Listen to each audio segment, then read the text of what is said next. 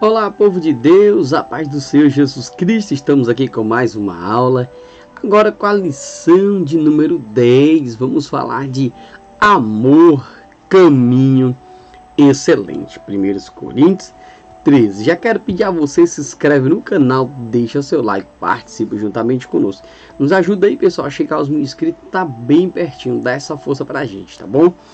Eu quero já pedir a você aí, não perca nenhuma aula. Você vai estar aprendendo juntamente conosco aqui essas aulas maravilhosas. E claro, deixa o teu comentário. Se tem uma outra revista que você quer que a gente comente aqui, nós também iremos trazer aqui novos comentários, tá bom? Então vamos lá, iniciando a lição de número 10 com o tema amor, caminho excelente, né? 1 Coríntios 13, leitura bíblica para estudo. 1 Coríntios 13, do 1 ao 13. Você faz a leitura aí na sua casa para ganhar tempo. Essa é a revista que tomamos por base para a ministração dessa aula. Agora vamos para o texto áureo e verdade prática. Texto áureo. Agora, pois, permanecem a fé, a esperança e o amor. Esses três. Porém, o maior desses é o amor. 1 Coríntios 13, 13. Verdade prática. Sem amor, o exercício de qualquer dom do Espírito se torna inútil. Ou seja, se nós não fizermos a obra do Senhor com amor, tudo se torna inútil. Introdução. Ao introduzir o capítulo 13, falando surpreendentemente sobre a excelência do amor, como que abrindo um parêntese entre os capítulos 12 e 14, que instruem sobre os dons espirituais. Paulo está ensinando que o propósito de Deus para os dons espirituais e que sejam exercidos com amor. Uma vez que os dons são expressões de poder, seu uso indevido pode produzir resultados desastrosos.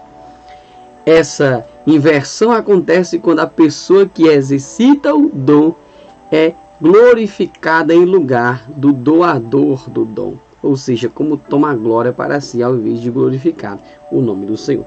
Falar em línguas é dom, controlar a língua é o fruto. Paulo chama o amor de caminho sobremodo excelente, exatamente porque guarda os cristãos desse egoísmo, ou seja, toda honra, glória seja dada ao nosso Deus Todo-Poderoso. Os nossos pontos. Sem amor nada vale. Línguas, profecias, mistério e fé, bens e autossacrifício. O amor resolve tudo. O que é, né? O que é amor? Amor é o que, né? O que o amor não é? Aplicação prática do amor. O amor é maior que tudo. Dons passam, amor não. Sinal de maturidade, o amor jamais acaba. É o dom maior. Tá certo? Então esses são os pontos e os subpontos que iremos abordar aqui nessa aula para a glória do Senhor Jesus. Nosso primeiro ponto. Sem amor nada vale. Nos primeiros 3 versículos desse capítulo, Paulo não está fazendo um poema sobre amor para ser lido só em casamentos. Muito pelo contrário, ele está exortando a igreja em Corinto, que estava em pé de guerra, dividida em facções ou grupos, né? Como pode uma igreja se gabar de grandes feitos e grandes dons espirituais se está tão longe do que Deus é? De que serve os dons se não há amor? Ou seja, Corinto tinha os dons, então era uma igreja que se destacava, mas era uma igreja que estava aí desprezando o amor. E Paulo, apóstolo do Senhor Jesus, vem trazer essa advertência. E agora nós vamos para o tópico de número 1. Línguas. Ainda que eu falasse a língua dos homens e dos anjos, se não tivesse amor, seria como o bronze que soa ou como o cimbalo que retine, ou como o sino, né? Você já ficou bravo quando o baterista se empolga no culto e acerta os pratos da bateria com tanta intensidade que começam a irritar os ouvidos? Pois então, aquele que fala línguas, mas não demonstra amor para com os outros, é comparado, segundo Paulo, a um cimbalo que retine, ou seja, apenas um que faz barulho e traz até incômodo, tá certo? Continuação. Alguém assim é como um prato enorme, sendo agredido e gerando um barulho ensurdecedor, que não edifica a ninguém. Nós aprendemos na aula anterior que quem fala em línguas fala para a edificação de si próprio, tá certo? A intenção de Paulo ao expressar desse modo é produzir imagem progressiva. A intenção de Paulo a se expressar desse modo é produzir imagens grosseiras e desagradáveis na mente de seus leitores, para que entendam como seu comportamento está soando da mesma maneira e pode perturbar mais do que abençoar. Então, o amor ele é fundamental. O falar em línguas é importante, sim, mas Paulo nos adverte também a buscar o dom de profecia. Profecias, mistério e fé. Ainda que eu tenha o dom de profetizar e conheça todos os mistérios e toda a ciência, ainda que eu tenha tamanha fé a ponto de transportar montes, se não tiver amor, nada serei. Paulo está dizendo, ainda que a minha fé seja suficiente para realizar algo sobrenatural, se eu não tiver amor, para nada vai servir. Profecia serve para a edificação do corpo de Cristo, mas como isso pode acontecer com profetas vazios, ainda que recebesse o maior dos dons do Espírito, a capacidade de ouvir a voz de Deus, entender suas relações, comunicar suas verdades e demonstrar um nível de fé que invoca o poder de Deus.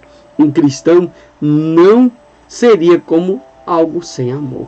Então o que acontece? Por mais que eu tivesse tudo isso, se eu não tiver o amor, se eu não fizer a obra de Deus por amor, se eu não servir o Senhor por amor, para nada vai servir, tá certo? Não é à toa que de tempos em tempos vemos grandes homens e mulheres da igreja caindo, pois a soberba toma o lugar do amor e o passo seguinte é a ruína. Pessoal, quantas pessoas deixaram a soberba tomar de conta? Quantos pastores renomados que você já conheceu que caíram? E você vê, é homem de Deus, é usado por Deus, é mulher de Deus usada por Deus, mas quando deixa a soberba tomar de conta, eles caem. Quando eles pensam que são autossuficientes, já não precisam mais do Espírito Santo de Deus, eles acabam caindo. A ideia aqui não é anular os dons, espirituais, que continuam a ser úteis e benéficos, pois não dependem da pessoa. Olha, os dons são úteis, trazem benefício e não depende de ninguém, mais do Espírito e o Espírito Santo de Deus. Porém, fica claro que os dons devem ser exercidos com amor, decência e ordem. Claro que Deus te dá um dom, você tem que tomar esse cuidado, tem que exercer com amor, tem que ter a decência, tem que ter a ordem, tem que ser direcionado pelo Espírito Santo. Não é porque Deus me deu um dom de profecia que eu vou achar que eu vou ter que sair profetizando para tudo e para todos. Não é assim, tá certo? Tudo tem que ter discernimento. E agora o nosso tópico de número 3, bens e autossacrifício. E ainda que eu distribua todos os meus bens entre os pobres, e ainda que entregue o meu próprio corpo para ser queimado, se não tiver amor, nada disso me aproveitaria. O que Paulo está dizendo? Eu posso fazer ação de graça, eu posso dar alimento para pessoas nas praças, eu posso levar cobertor para as pessoas que estão na rua, eu posso levar roupas, eu posso fazer todo tipo de ação, mas se não estiver de fato fazendo isso com amor, para nada vai ter proveito. Se você está fazendo para se beneficiar, para querer aparecer, para estar nos holofotes e não está fazendo isso por amor, para nada vai servir, tá certo? Deus já deixou bem claro em sua palavra que ele não se importa com o sacrifício em si, mas com o coração do adorador, tá certo? É melhor obedecer do que sacrificar. Mas quando nós obedecemos, aí nós realizamos sacrifícios para realizar a obra do Senhor, tá bom? Paulo esclarece que abrir mão de todos os bens aos pobres, como sugerido ao jovem rico por Jesus, ou até sacrificar a própria vida sem amor, é um ato sem proveito algum. Porque o ato de Deus dar a seu único filho, Jesus, foi tão poderoso? É uma pergunta interessante. Por causa do amor. O que fica bem nítido nesses 3 primeiros versículos é que o mandamento de Deus ainda se resume a amar a Deus sobre todas as coisas e ao próximo, né, como Jesus amou e nos amou. Olha só, amar o próximo como a ti mesmo. Então nós conhecemos João 3,16, porque Deus amou o mundo de tal maneira que Deus o Filho unigênito para todo aquele que nele crê não pereça, mas tenha a vida eterna. E aí nós vemos Romanos 5,8, mas Deus prova o seu amor para conosco em que Cristo morreu por nós, sendo nós ainda pecadores. Isso é uma grande forma de expressão de amor que Deus nos faz, tá certo? Deus, ele nos amou primeiro. Ponto de número 2. O amor resolve tudo. Tópico de número 1. O que o amor é, ou o que é o amor. A Bíblia diz: aquele que não ama não conhece a Deus, porque Deus é o amor. Primeira carta de João 4,8. O amor é paciente, é benigno, o amor não arde em ciúmes, não se ufana, não se ensoberbece. Paulo descreve o que é o amor e tenta demonstrar que os problemas dentro da igreja de Corinto existem porque eles não estão agindo em amor. Ele lista 18 características do amor, dentre as quais destacamos as 10 características que qualificam o que o amor é. Letra A. O amor é paciente. Mesmo quando eu sinto o forte desejo de me expressar ou de decidir, com a ajuda do Espírito Santo, decidindo amar, eu exercito a paciência, demonstrando domínio próprio diante das provocações ou tensões criadas por pessoas ou situações. O amor se mantém firme a despeito de qualquer oposição, dificuldade ou diversidade. B. O amor é benigno, mesmo quando me tratam mal. É a ideia de vencer o mal fazendo o bem. O amor é bondoso, compassivo, atencioso e agradável, até com quem não merece. Olha que coisa interessante, hein? A Bíblia diz: não pagueis o mal com o mal, mas pagueis o mal com o bem. Amai aqueles que vos perseguem. Que negócio, né? Bem diferente. E é isso que o Senhor nos ensina.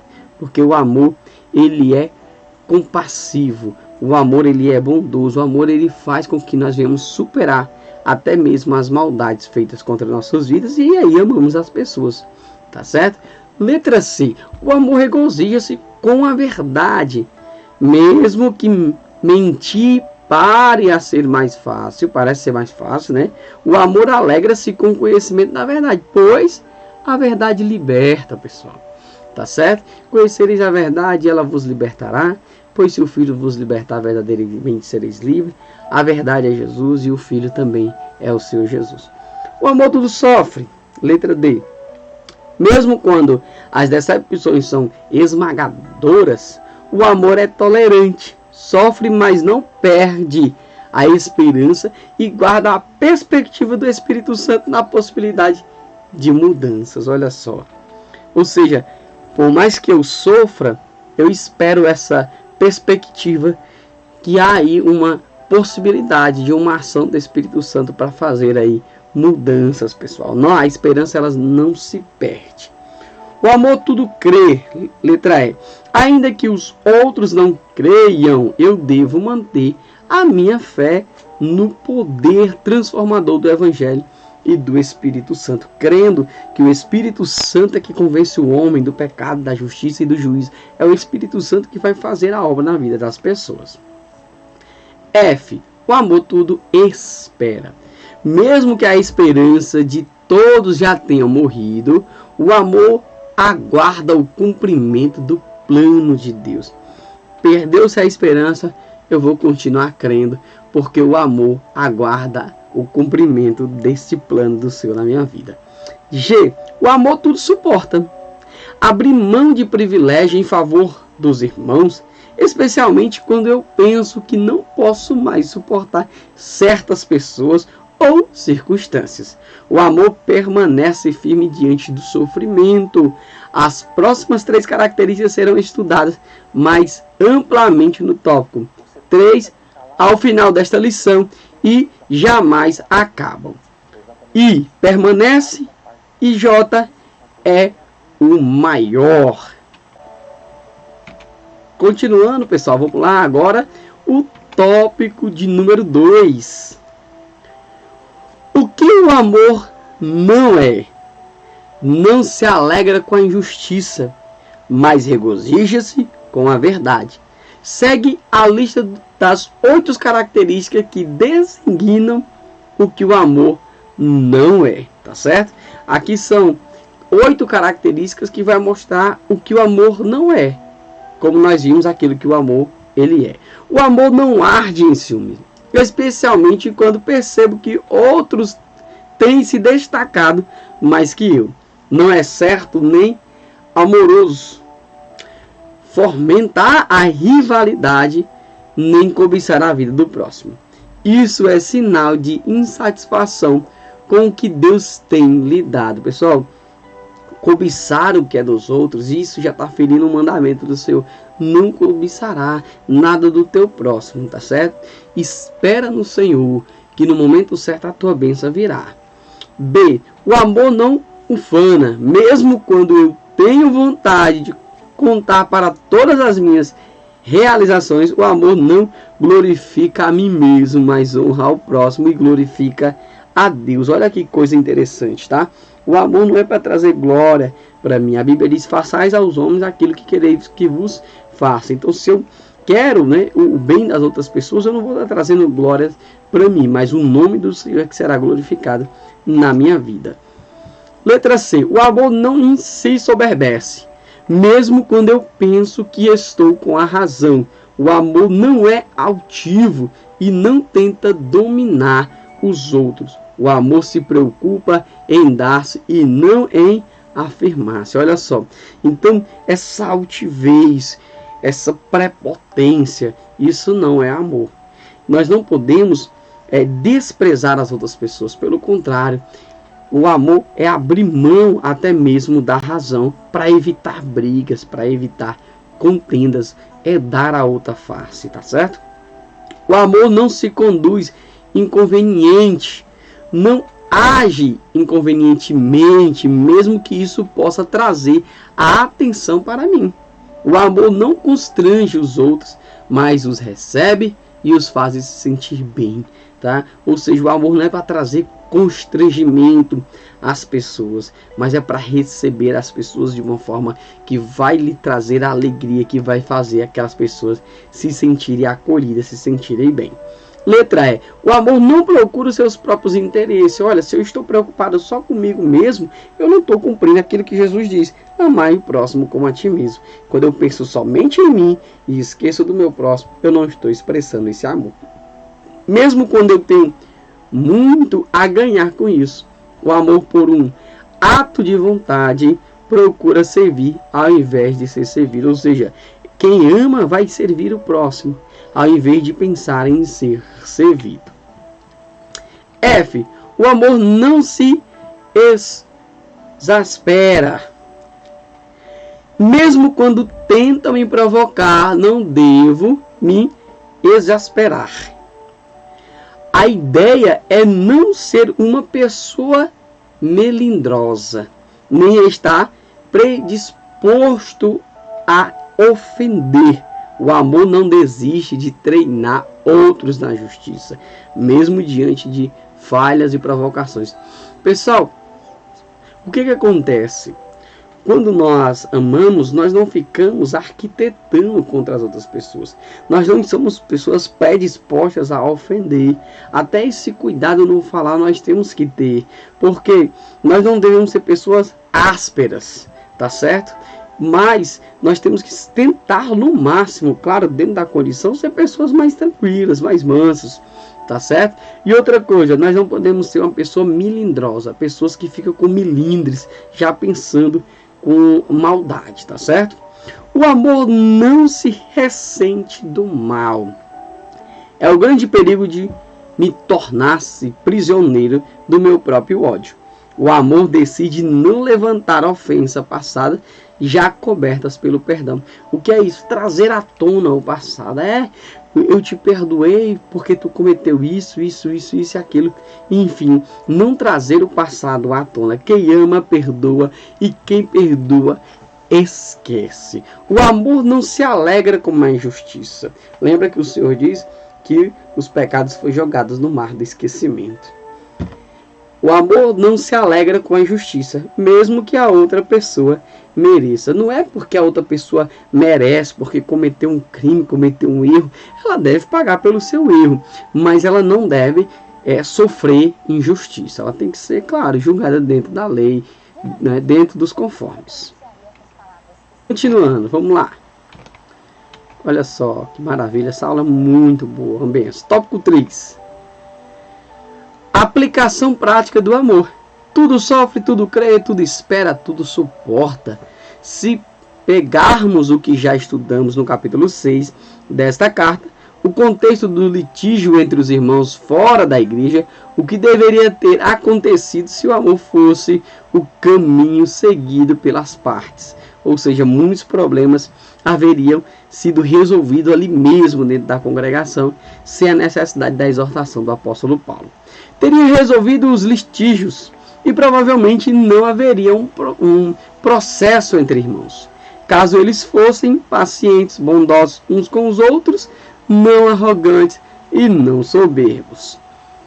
Se não buscassem os próprios interesses, não guardassem rancor pelos erros uns dos outros, sofressem o dano, crescem na ação do Espírito Santo nas vidas uns dos outros, se crescem que Deus está cuidando de tudo e de todos, se esperassem em Deus, se suportassem uns aos outros. Pessoal, a mágoa é uma coisa muito ruim, tá certo? E a raiva é um castigo que nós damos a nós mesmos por um erro de alguém. Então, vamos aprender com o Espírito Santo a perdoar. Isso em amor. Aplique o amor a todos os problemas da igreja de Corinto e fica claro que eles tinham os meios necessários para a resolução de conflitos através do amor. Assim também nós, a igreja de hoje, temos os mesmos recursos para evitar ou solucionar problemas. Pessoal, quando o Espírito Santo está em nosso meio, quando o amor de Deus está derramado em nossos corações, essas pequenas coisas, esses litígios, esses conflitos internos que acontecem aqui e acolá, eles podem sim ser resolvidos e da melhor forma, trazendo edificação para a igreja. Continuamos, vamos lá, agora nós vamos para o tópico de número 3, ponto de número 3. O amor é maior que tudo. Olha só, hein? Tópico 1. Dons passam, amor não. O amor jamais acaba, mas, havendo profecia, desaparecerão. Havendo línguas, cessarão. Havendo ciência, passará. Os dons espirituais são bênçãos de Deus para nós. Era uma demonstração do seu reino visando ao crescimento e desenvolvimento espiritual do seu povo.